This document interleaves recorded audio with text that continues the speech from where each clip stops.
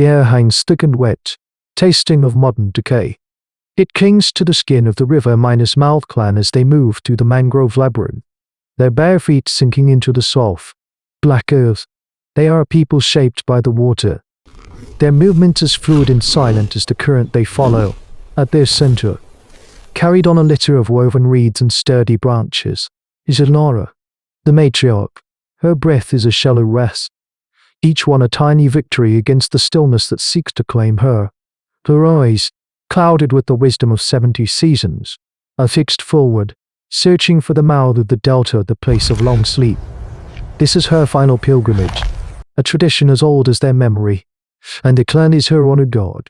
For these early humans, tradition is the bedrock in a world of constant, violent change. Kale, the lead hunter, walks at the head of the procession. In his hand is a spear, its shaft of fire minus hardened ironwood tipped with the sharpened tooth of an allosaurus, the tools of their survival. A grim mosaic of what they have killed is the only osteodontocratic technology they possess. It feels impossibly small in this world. He scans the dense foliage, his gaze missing nothing. The air is wrong. The usual chorus of bird-minus cries and insect-minus drones has fallen silent, replaced by an oppressive quiet that presses in on them. He holds the clan with a single, raised fist. Ahead, the mangrove tunnel opens into a wide, sun-minus drenched basin, the final gate to the sacred waters. But the gate is guarded. It rises from the murky channel like a nightmare-given flesh, a living island of muscle and teeth. The great Spinosaurus agape drifts lazily, only the top of its colossal head and the iconic blood-minus-red sail breaking the water's surface. The sail, a row of immense neural spines draped in skin, stands taller than 3 men, a terrifying banner of its absolute dominion. The creature's long, crocodile-minus-like snout rests on a sandbar, jaws slightly agape, revealing a palisade of conical teeth designed for impaling the river's largest fish. A low, guttural hiss, like the sound of 1,000 snakes, rumbles across the water and vibrates in Kale's bones. This is the source of the silence. In the world of these dinosaurs, everything that can flee from a predator like this, hers, sheer, cold and sharp, lances through the clan. They shrink back into the shadows of the mangroves. This is not a hunter. It is a god of death, the undisputed tyrant of this river system. To challenge it is to be erased. Kale looks back at Alara, his expression a mask of desperate pragmatism. He wants to turn back, to find another way, to let the matriarch pass in peace somewhere, anywhere else. But her gaze is not on him. It is fixed on the immense beast. In her clouded eyes, there is no fear. There is only a profound, unsettling recognition. Her frail hand lifts, one bony finger extending not in defiance, but in acknowledgement. The beast is not an obstacle. It is the final guardian, the living embodiment of the sacred power they have come to honor. Her pilgrimage does not end here. It begins.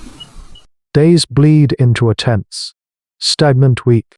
The clan remains hidden in the mangrove's embrace, prisoners of the living god in the basin. The air grows heavier with the scent of their own dwindling hope. They watch the Spinosaurus, a patient monolith of predatory power. It patrols its small kingdom with an economy of motion, sometimes vanishing beneath the brown water for terrifyingly long periods, only to resurface with a giant lungfish thrashing in its jaws. It is not hunting them. It simply exists, and its existence denies theirs. For the human ancestors huddled in the roots, this is a lesson in power dynamics written on a gargantuan scale. Kel feels the clan's fear fermenting into despair. Alara grows weaker. Her breaths now like the faint flutter of a trapped bird's wings. Her pilgrimage is failing. One evening, as the twin moons cast a pale, ghostly light on the water, Alara stirs. She beckons Kale closer. Her voice is a dry whisper, like leaves skittering over stone. The river has 2 mouths, she rasps, her cloudy eyes not on the beast, but on the water itself. One for the living, one for the bones. Her message is an enigma, born from the fever of her journey to the end. Yet, Kale, desperate for any path forward, sees not delirium but a map. He understands. They have been trying to push through the front door when the matriarch is telling them to find another way in. He summons Lyra and Fen, the clan's quietest and most water-wise scouts. Their bodies mean and slick as otters. His command is simple. Communicated with hand signs and low whispers, follow the basin's edge. Find the river's other mouth. For 2 days, they explore, never straying far. They chart the way the currents pull and eddy, noting how the river has carved the land over untold seasons, leaving behind deep shelves of rich alluvial deposits. It is Fen who finds it.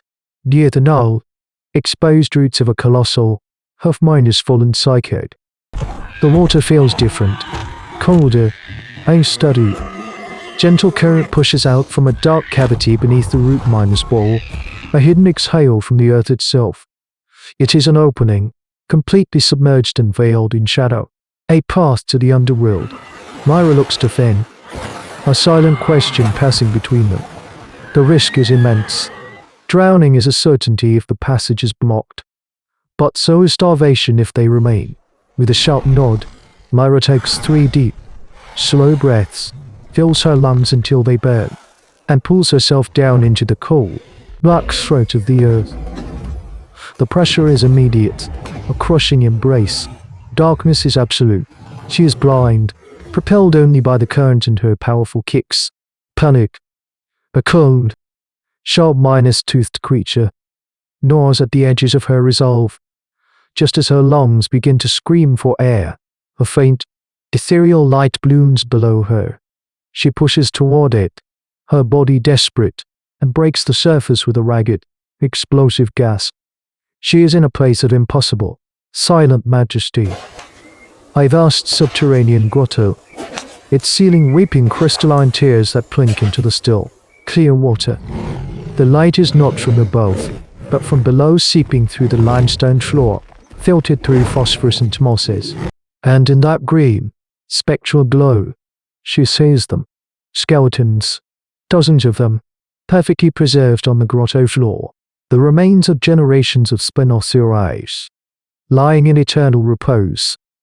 Their colossal skulls, longer than a man is tall, rest in the silt, and rising from their backs, the towering, sail-like rows of neural spine bones create a silent, submerged cathedral of the dead. This is the place of long sleep. The other mouth, Lyra stares, her primal fear dissolving into a profound awe that shakes the very foundations of her understanding of their world. She has stumbled into the graveyard of gods. Lyra's words, whispered in the hushed gloom of the mangroves, ripple through the clan like a seismic shock. She speaks not of a monster's lair, but of a temple, a silent, sunken world where the river's tyrants come to rest. The truth settles upon them, heavy and profound. The Spinosaurus in the basin is not a god. It is a pilgrim, just like Lyra. It is old, near the end of its long, violent reign, and is instinctively seeking the path to its own ancestral tomb. It is not malice that holds them captive, but the beast's own fading instinct and confusion. Kale looks from the matriarch, her life flickering like a dying ember, to the living mountain of flesh in the water. For the first time, he sees not an adversary, but a mirror. This profound shift in perspective, a leap in human evolution, changes everything. They are not here to kill a god, but to guide it home. The plan they devise is one of immense risk, an act of radical empathy. It is a community effort, a delicate and dangerous piece of choreography. They cannot fight the beast, so they must speak to it in the only language it understands. The promise of a final. He is a male. They select a large, bull protoceratops from the 3 they have managed to domesticate, a creature prized for its milk and strength. The loss is grievous, a deep cut into their future resources. One of the hunters, a young man named Ren, weeps silently as he leads the horned animal forward. Its powerful, keratinol USB clicks nervously as it senses the tension. This is not a hunt. It is a sacrifice. At the water's edge, Kale makes a single, deep cut in the creature's flank and shoves it into the shallows. The scent of blood is immediate and electric. The Spinosaurus, which had been resting on its sandbar, lifts its massive head. A low rumble echoes from its chest. The wounded Protoceratops thrashes, its panicked bellows echoing across the basin. This is the lure. Now, the clan must become shepherds to a leviathan. From the far bank, hidden in the dense foliage, the clan's best throwers begin to hurl stones into the water, creating splashes and noises that guide the predator's attention away from the main channel and toward the western bank. Toward the hidden grotto, the great beast slides into the deeper water, a silent, deadly submarine. It moves with a terrifying grace, the tip of its sail slicing through the surface like a shark's fin. As it churns, Kale catches a glimpse of its pale, vulnerable underbelly, the region of its gastrolea, a lattice of bone he once would have seen as a target. No, he only sees the fragility of a dying king. Inch by agonizing inch, the clan steers the Titan. They are a scattered orchestra of stones, unshouted calls, conducting a creature that could kill any of them with a single, casual snap of its jaws. The Spinosaurus follows the scent, its ancient brain locked onto the promise of food. It swims past the main delta opening. Nudged by the clan's desperate distractions, it approaches the gnarled roots of the cycad. For a heart-mind stopping moment, it hesitates. The current from the hidden mouth flows over its snout. It seems to smell something else now, not blood, but time. Then home. It turns its massive head. It's cold, reptilian eye fixing on the dark opening. The thrashing of the Protoceratops fades from its attention, with a final, weary exhalation. The great beast lowers its head and pulls its immense body down into the dark water, disappearing into the earth. The ripples fade. Silence, true and absolute, returns to the basin. On her litter, Elora watches the last ripple vanish. A faint, knowing smile touches her lips, and her long pilgrimage ends. They buried their matriarch on the bank of the reclaimed river, her grave marked with the sail minus like spine of a long minus dead fish. The clan did not conquer the tyrant, they communed with it, guiding a force of nature to its final peace. This act, born of desperation and revelation, was more than survival. It was a choice that carved a new channel in the bedrock of their souls.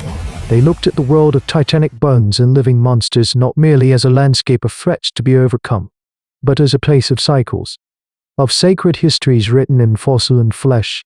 This was the birth of something beyond instinct. It was the dawn of reverence. The first, faint glimmer of a philosophy that would allow our species to do more than simply endure this prehistoric world. It allowed us to begin to comprehend it. This small band of ancient humans, by choosing empathy over violence, took a step that perhaps mattered more than the first sharpened stone.